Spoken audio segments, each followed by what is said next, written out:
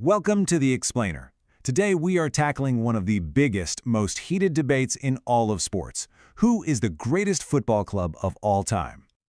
So, let's kick this off with the big question. What actually makes a football club truly great? It's a question that has probably started a million arguments in pubs and living rooms all over the world.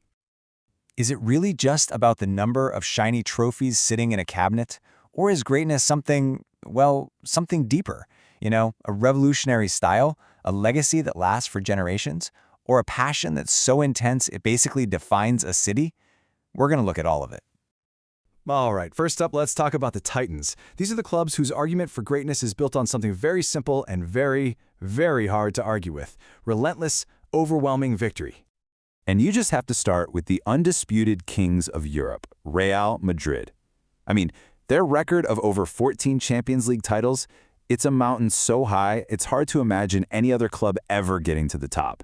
Their whole identity is just pure royal dominance. And what's so wild is that this success isn't just some flash in the pan. We're talking about total dominance across completely different generations of players. From Di Stefano back in the 50s to the Galacticos with Zidane and Beckham, and of course, Cristiano Ronaldo's modern-day dynasty. That kind of success for that long, it just proves that winning is literally in their DNA. Okay, now let's head over to Germany, where we find a different kind of dynasty. For decades, one name has just been synonymous with control: FC Bayern Munich. Their greatness comes from this ruthless efficiency, an almost total lock on their domestic league, and they're always in the mix for Europe's biggest prize. And then, of course, in England, the blueprint for a modern dynasty was written by Manchester United. Under the legendary Sir Alex Ferguson, they didn't just win, they built an absolute empire. For more than 20 years, their relentless hunger to win the Premier League, grabbing a record 20 league titles, defined a whole era of English football. And we absolutely cannot talk about dynasties without mentioning Italy's Rossoneri. AC Milan's claim to fame is just cemented in European glory. With 7 Champions League titles, they really represent the peak of Italian tactical genius and defensive mastery. They were champions, for sure, but they also had this distinct style, which actually brings us perfectly to our next category of greatness. So winning is one thing, but what if greatness isn't just about the final score, but about the process? For some clubs, the argument is that it's not just that they won, but how they won that matters, and in doing so, they change the way the entire game is played. When you talk about football philosophy, you pretty much have to start with FC Barcelona. They didn't just put together a team, they perfected an art form. Their tiki-taka style wasn't just a tactic, it was this beautiful, almost hypnotic identity that just mesmerized the entire world. And this right here, this sums it all up.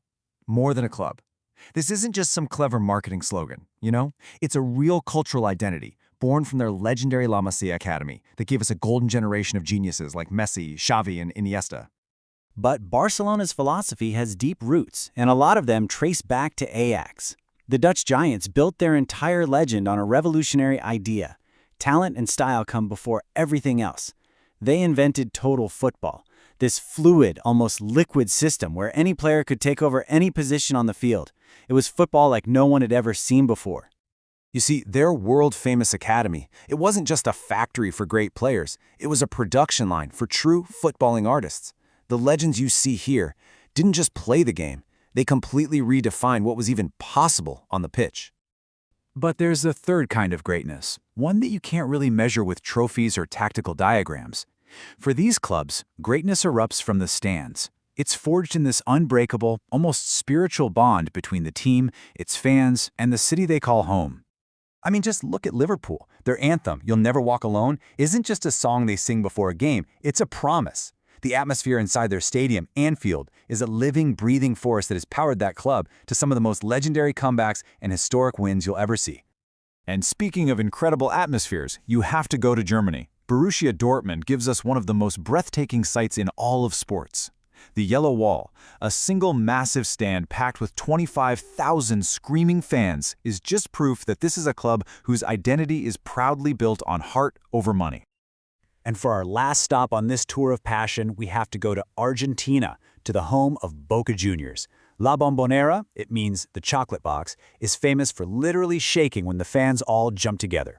For them, football isn't just a sport, it's a religion. and this stadium is their cathedral. Okay, so we've seen the dynasties of victory, the philosophers who changed the game, and the giants of pure passion. With so many different, valid claims to greatness, how on earth are we supposed to pick just one? Well, the truth is, it all comes down to what you value most. Just take the legendary rivalry between Real Madrid and Barcelona. One stands for royal dominance, for winning above all else. The other stands for football as art, as an expression of a culture. So who's greater? The answer depends entirely on your own definition. And this really shows that there's no single correct answer. If greatness is all about European trophies, the king is Real Madrid, no question. If it's about beautiful football, it's got to be Barcelona. If it's about producing genius, it's Ajax. You could even make a case for a modern powerhouse like Manchester City. Each of these clubs is the greatest in its own way. In the end, maybe the debate itself is the whole point. What makes these clubs truly immortal isn't just the trophies they've won. It's the legends they've created, the philosophies they pioneered, and the emotions they've inspired in millions of people. They didn't just play football, they shaped its history. So I'll ask again, who do you think is the greatest?